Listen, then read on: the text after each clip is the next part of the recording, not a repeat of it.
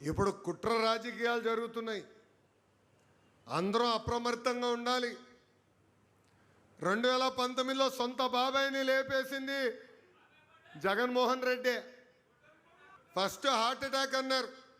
మనం కూడా అయ్యో పాపం పెద్దయినా చనిపోయినాడు అనుకున్నాం. తర్వాత బయటకు వచ్చినాయి అన్ని. గొడ్డలి వేట ఎంత అన్యాయమో చూడండి. రెండో రోజు ఏం చేశారు, నారాసుడ రక్త చరిత్రని వాళ్ళ దొంగ పేపర్ ఉందే, మర్చిపోయినా దాని పేరు ఏంటది, సాక్షి. ఆ దొంగ పేపర్లో చంద్రబాబు నాయుడు గారి ఫోటో పెట్టి చేతిలో కత్తి పెట్టారు అని ప్రజలు నమ్మారు ఆ రోజు. తర్వాత ప్రజలకు అర్థమైంది ఎంత మోసగాడని. ఇప్పుడు మళ్ళీ అదే రాజకీయం చేద్దాం ప్రయత్నిస్తున్నారు.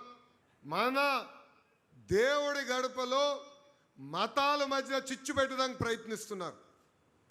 మొన్న మనందరం చూసాం, ప్రజలు రాపోయినా వాళ్ళ నాయకులు రోడ్డుపైకి వచ్చి గొడవలు పెట్టేదానికి ప్రయత్నిస్తున్నారు.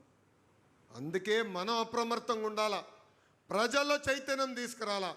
వాళ్ళ చేస్తున్న కుట్ర రాజకీయాలు తిప్పికొట్టే బాధ్యత మనందరిపైన ఉంది. మనందరం